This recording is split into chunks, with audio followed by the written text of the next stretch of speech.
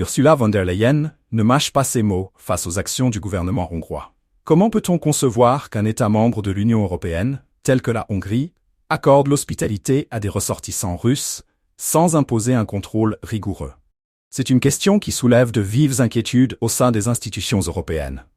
Pire encore, le Premier ministre hongrois Viktor Orbán semble ouvrir la porte à une présence policière chinoise sur son territoire, un acte qui suscite l'alarme au sein de l'UE et remet en question les fondements mêmes de la souveraineté européenne. Dans un climat de tension géopolitique croissante, ces actions d'Orbán illustrent une défiance manifeste vis-à-vis des directives de Bruxelles.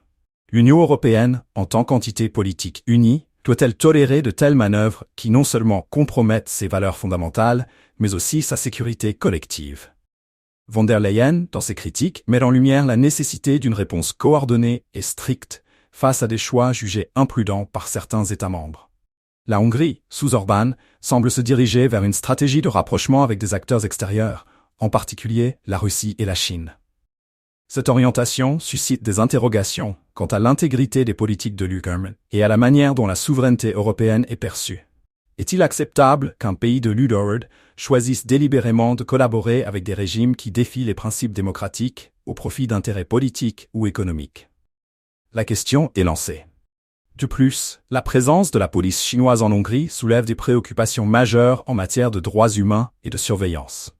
En acceptant cette ingérence, Orbán semble non seulement ignorer les alertes de ses partenaires européens, mais également mettre en péril la sécurité de ses propres citoyens. Cela pose la question: jusqu'où peut aller la souveraineté nationale avant de devenir un danger pour la collectivité européenne?